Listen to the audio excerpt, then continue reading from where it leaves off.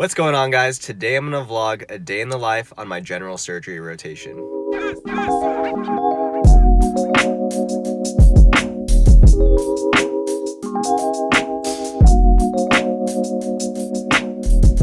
So this morning I got up at about 6:10, which is pretty late for a surgery rotation, so not bad at all. It's now about 7 o'clock. I just pulled up to work. Today is strictly OR cases, so we might have a couple scopes. This rotation's a pretty good mixture of clinic and surgery. Monday I had in the morning just full scopes, and then I had clinic time in the afternoon. Tuesday was purely scopes and OR cases. Wednesday was all clinic, and then today is all OR stuff. Should be pretty interesting. I believe there's about 8 surgeries today. I think there were some hernia repairs, some lap choles, basically bread and butter cases, a few ports, chemo port being placed. But yeah, I gotta go head into the hospital and get ready for work.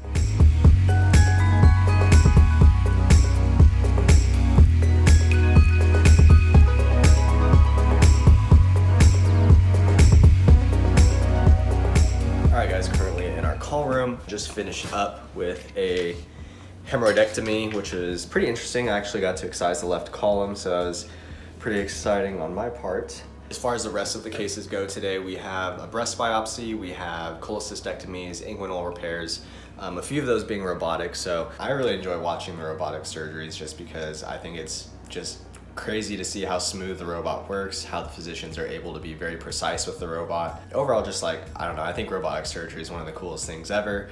As far as what I do during those surgeries, it's pretty limited as, you know, I'll be in the case, but then once they remove the robot and it's time to close up the port sites, I'll be the one closing up those sites. So pretty basic stuff on my end. But yeah, basically just have a little bit of a break here. So chilling in the call room.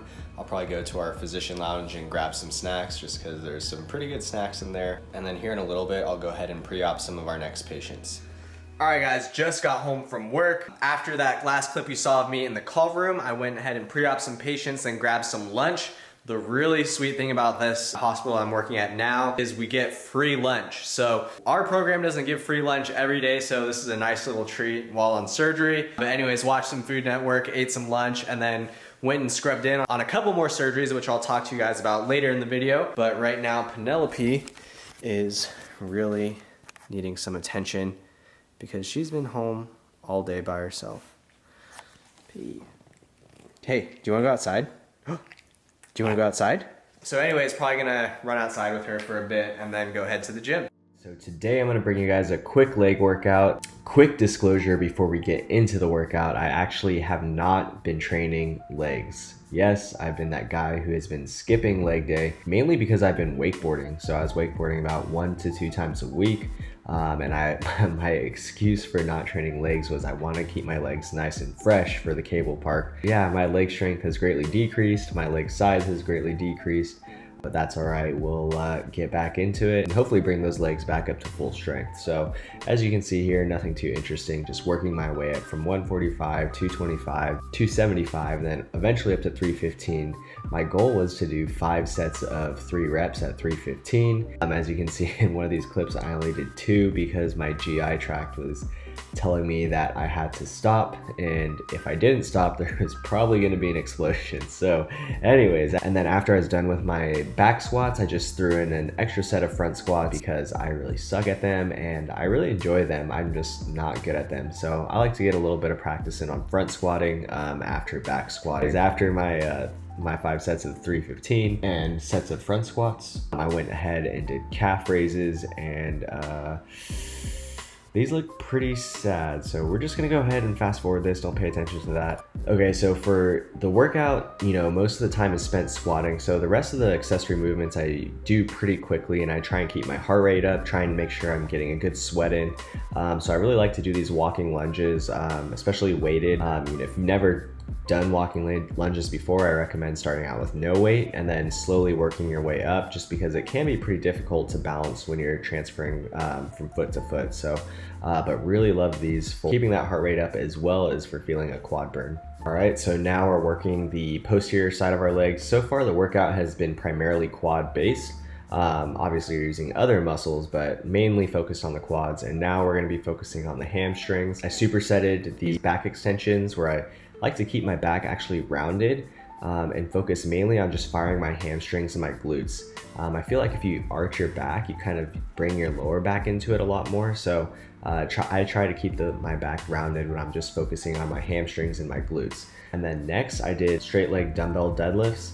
So just really trying to go slow on the way down and feel that stretch in your hamstrings. And guys, I probably did this workout maybe 3 days ago or so, like something like that, and my hamstrings are still wrecked from these. So when you're doing these, make sure you go really slow and feel that stretch all the way. But yeah, that's gonna be it for today's workout. Hope you guys enjoyed. All right guys, back home from the workout. Hope you guys enjoyed that. A little update on the Christmas situation. We have all of these lights that we need to hang up on the house. And I have no idea how to do that. I've never done that before. We have like these clips here that apparently, hopefully will work. I'm not sure. I'm gonna have to watch some YouTube videos and on how to put up lights on the house, but guys, it just keeps coming. I mean, Christmas. Christmas. More Christmas. Even more Christmas. I mean, look at these things. I don't even know what these are. Christmas. On the bright side, it is almost Christmas, so hopefully you guys are getting in the mood. With it being November and Christmas is almost here, that means that I'm almost 6 months into intern year, which also means I'm about 6 months away from my last step exam. So step 3 is coming pretty soon, which means I will have to start studying for it. So what that will entail is just me going through UWorld and going through that question bank. So I will have to start studying pretty extensively here very soon. But speaking of studying and study material, there is something I want to show you guys really quick. All right guys, so the new study material I wanted to talk to you guys about today is called MEM. So if you guys go to memm.io, you can find out all about this new product that is available to pre-med students. So basically I think of MEM as an improved Anki. And if you don't know what Anki is it's a really archaic flashcard system that can basically be used to learn any subject, but a lot of medical students use it to constantly quiz themselves on medical knowledge. Well, what MEM has done is taken that archaic software, improved upon it, and has geared it towards the MCAT. So there isn't really any good pre-made decks for the MCAT. If there are any pre-made decks out there that are relatively decent, then there's a lot of outdated knowledge. So what MEM has done is they have created these pre-made flashcards for you that are up to date and really high yield topics that you will see on the MCAT. So in order for MEM to be the most effective experience in educating yourself for the MCAT, they apply 4 principles to learning, which is the spacing effect, the testing effect, interleaving, and desirable difficulties. So all 4 of these are really emphasized within the software. That's kind of the overall software. I think you guys can learn a lot more by me actually showing you guys how it works. So once you purchase a program, this is kind of your home base right here. You can see all of the subjects here with behavioral science, biochemistry, biology, gen chem, OChem, physics. All the things that you will have on your that you will see on your MCAT are tested in MEM. So we can scroll back up here, click start new topics. And then this right here is those high yield sheets I was talking about. So let's go to the cards real quick by clicking the cards. And as you can see here, these cards are the flashcards that test your knowledge. If you just go ahead and give it a simple click, you can see the blank is filled in. That's the knowledge base that was being tested.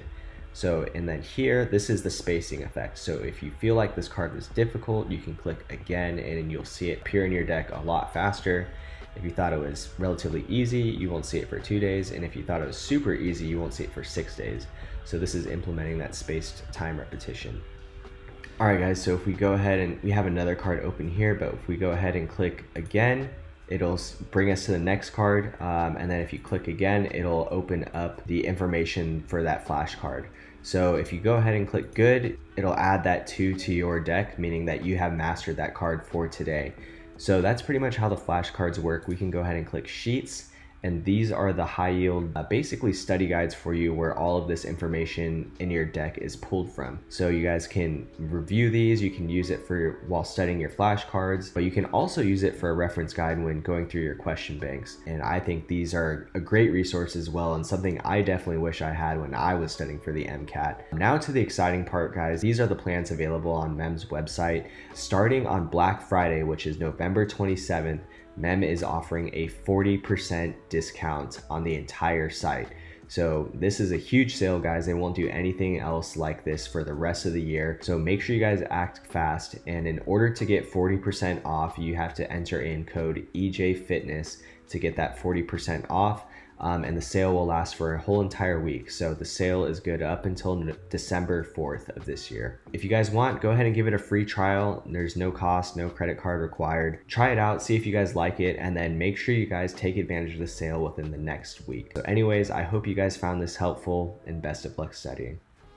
Alright guys, so hopefully you find MEM a useful resource for all of those who are studying for the MCAT. Wanted to kind of talk about the rest of my cases that went on later this afternoon. So I scrubbed in on a laparoscopic cholecystectomy or gallbladder removal, and that went really well. I was first assist on the case. So I was working the instruments, and as a med student, you just drive the camera usually, and that can be kind of boring and kind of frustrating because you don't really know where to point the camera. The attending usually just grabs your hand and moves it where they need it to be. So it was cool actually doing something other than driving the camera. And then the case after that was an excisional breast biopsy. So I was also first assist on that case and was responsible for closing. It was a little bit nerve-wracking closing skin on a breast just because you want to do a really good job for cosmetic purposes. I was a little bit nervous, but I think it turned out great. My attending thought it turned out great. So that was good knowing that she approved of my suture skills. But other than that, the day went pretty well. We just had a couple other robotic cases that I just sat in on. So overall, it's kind of weird being on general surgery as a family medicine resident because I'm not going to be doing surgery in my practice. The surgeons know I'm not going to be doing surgery. So we're kind of like, it's kind of an awkward dynamic, but I'm just there to learn. It is interesting seeing the progression from pre-op to surgery to post-op. We'll see a lot of post-op visits in the clinic. So it is good in that aspect. And we also get a lot of suturing experience, which is pretty invaluable to us because we will potentially suture in our clinics. And if we work in the ED, we'll suture in the ED as well. So as far as suture experience, I think it's a great opportunity. Also guys, if you aren't already, make sure you follow me on my 2 Instagram accounts. My main account is EJ_fitness. That's where I'll be posting basically every aspect of my life. I'll post daily stories on there as well so you guys can keep up with me. If you guys are just interested purely in the medical content, then you can follow my new Instagram at Dr_EJ. I hope you guys have a very happy Thanksgiving. With COVID numbers continuing to rise, please make sure you stay safe. Thank you guys for watching, and I'll see you guys next time.